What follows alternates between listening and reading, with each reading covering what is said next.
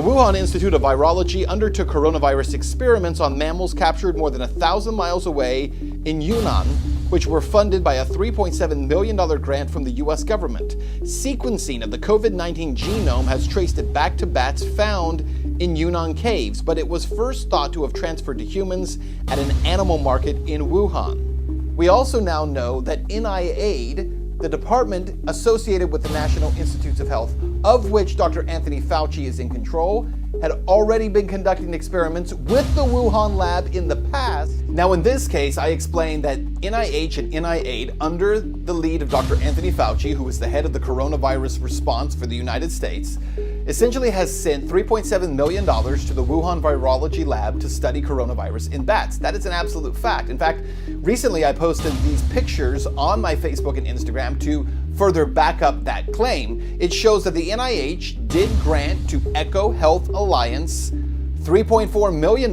just over 6 years, distributed across all sites, including the Echo Health Alliance Incorporated, New York, and the sub-awardees, the Wuhan Institute of Virology, East China Normal University, the Institute of Pathogen Biology in Beijing, the Duke NUS Medical School in Singapore. Problem is that USA Today has now decided that this is false information, not just from me, but from everyone who posts anything about the US providing funding to that lab.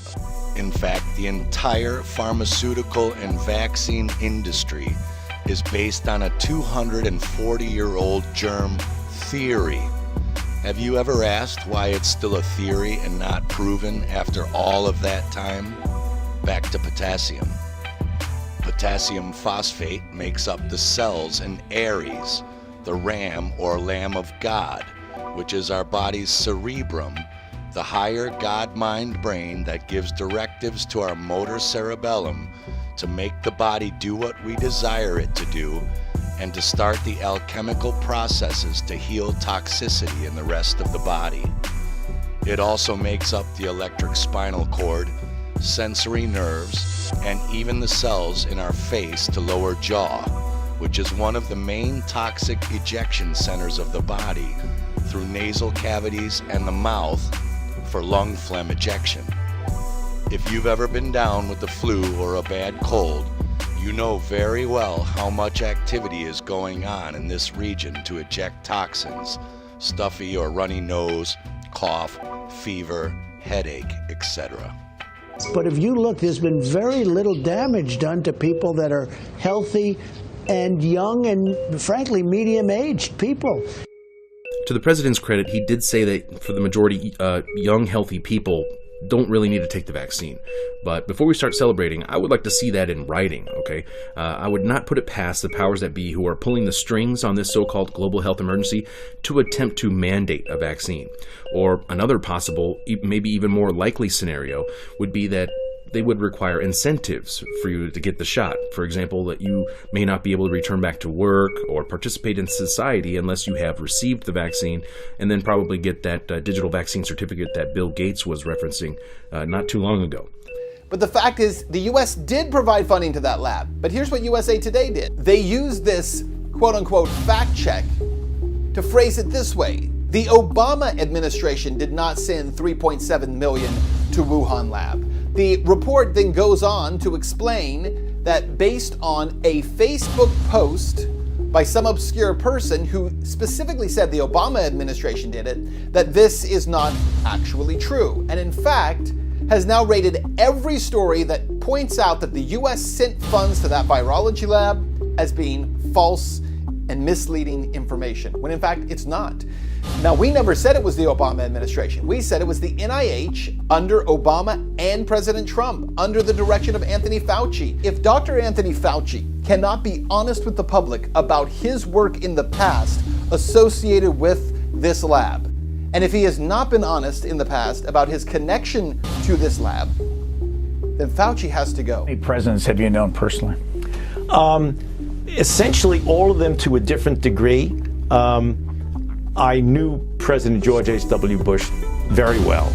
But you also know that if you go to the pharmacy, the first thing they do is give you Tamiflu, nasal sprays, cough suppressants, and a plethora of drugs that shut down your body's ability to eject toxins this way, leaving them running amok in your body, doing all kinds of irreparable cellular destruction. Sure, these products short-circuit the Aries sensory nerve centers to make you feel better, in the same way a bottle of whiskey and 2 grams of cocaine make you forget that your arm is broken. But your arm is still broken. We somehow accept this as medicine. By no coincidence, potassium chloride is allocated to Gemini, the twins, named after our lungs, and make up the cells of the lungs, the pleural glands that cover our lungs, our bronchial tubes, and our body's fiber and tissues. I thought it was bad enough to see that the states were deploying the National Guard to assist in their contact tracing programs. Now it has gone one step further, a big step further. And the vaccines will at the very least be delivered and distributed by the military. But who will they be administered by? Will the military actually be injecting people with this new experimental vaccine? Well, the U.S., I will remind you, has a long track record of experimenting not only on their own troops, but on the unsuspecting public as well. I'm not saying that that's what they're going to do here, but actually, essentially they are. This is an experimental vaccine that has never before been used in people, ever. Now, as I pointed out in a previous interview I had with Ryan Christian and Whitney Webb from The Last American Vagabond, we discussed how the Department of Defense and DARPA, the Defense Advanced Research Project Agency, basically the Pentagon's Special Research Division, along with Bill Gates, are funding this brand new experimental vaccine, which contains nanotechnology and has never before been used in people.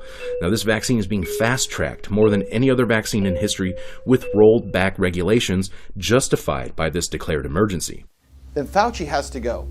It's absolutely indisputable. There's no question about it. But if you look at what USA Today did, they created a different story referencing the same information. And now they're going back, and every story that draws a line between US funding to that lab is deemed as false information. This is a very dangerous issue, because what Facebook is allowing to happen on its platform are these so-called independent fact-checkers who are not independent, who have a point of view, and who, by the way, in some cases don't even work for anyone. So for instance, in the PolitiFact case, this is what's really interesting to me.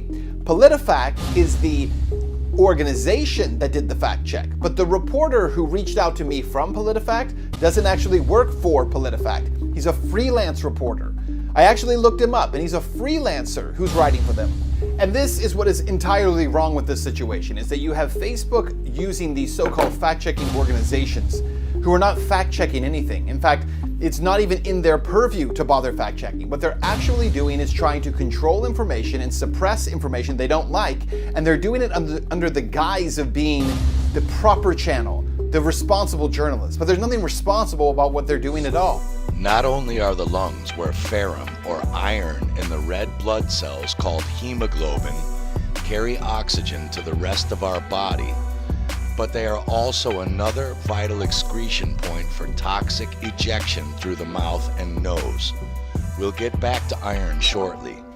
In the meantime, think of the role the lungs play in flu, colds, pneumonia, and all of these so-called respiratory viral diseases and deaths. Have you ever asked, if viruses are little magical unicorn bugs, why not take a tissue sample from anywhere else in the other 90% of your wet multi-trillion cellular body and see if you find them there? Why are we only testing potassium cellular centers of the body? Shouldn't these bugs be everywhere? If they can fly, surely they can swim. Now, in another recent interview I had with Dr. Kaufman, which YouTube did remove yesterday, they took it down, but it's still available on my BitChute channel, Dr. Kaufman stated this new RNA and or DNA vaccine will genetically modify whoever takes it, rewriting your genetic code. Now, I know a lot of people had high hopes for Trump as he entered office, that he would be tough on vaccines, and I hope you're beginning to see where he stands on this topic. As you can see here, the Trump administration's Operation Warp Speed zeroes in on 14 possible COVID-19 vaccines. President Trump's Operation Warp Speed has a goal of making 100 million doses of a vaccine against COVID-19 available by November, 200 million by December, and 300 million by January 2021. Operation Warp Speed has reduced a possible 93 vaccine programs to 14 top candidates, which they expect will be further narrowed to 6 or 8. And as we can see here, $138 million government contract will fund production of 500 million pre-filled COVID-19 vaccine injection devices. How can you claim a fact check is checking facts without ever bothering to read or watch a report? I just want to remind you, as you're watching these reports, as you see it coming up, when you see fact checkers from PolitiFact or from USA Today or from Snopes, which is a joke of an organization, claiming something is not true, you have to dig deeper. It's all part of a strategy to try to discredit information that those in power don't like. They fund it and they get control of it in order to protect the issues that they want out there and to demonize anyone who stands contrary to their point of view. Not only are the lungs where ferrum or iron in the red blood cells called hemoglobin carry oxygen to the rest of our body, but they are also another vital excretion point for toxic ejection through the mouth and nose. We'll get back to iron shortly. In the meantime, think of the role the lungs play in flu, colds, pneumonia, and all of these so-called respiratory viral diseases and deaths.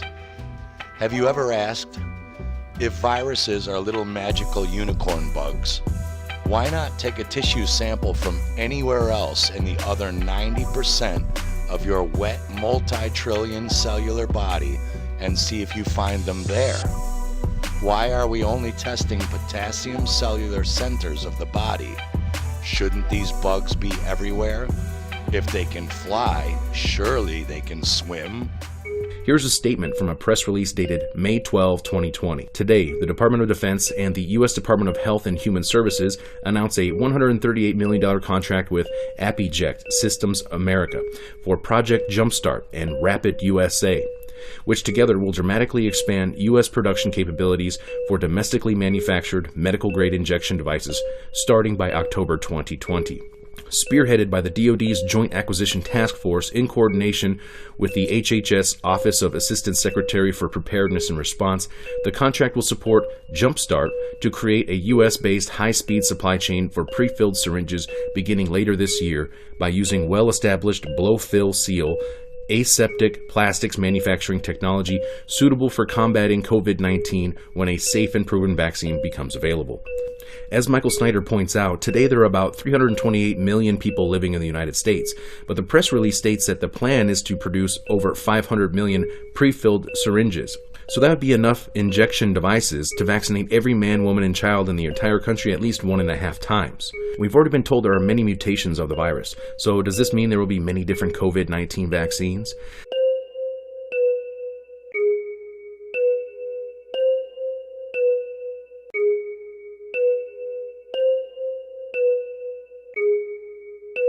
Let me put it very clearly. You have no constitutional right to endanger the public and spread a disease, even if you disagree. You have no right not to be vaccinated. You have no right not to wear a mask. You have no right to open up your business. Wait, can I stop you? No right not to be vaccinated? Meaning if they decide you have to be vaccinated, we have to be vaccinated? Absolutely. And if you refuse to be vaccinated, the state has the power to literally take you to a doctor's office and plunge a needle into your arm. Where is that in the Constitution?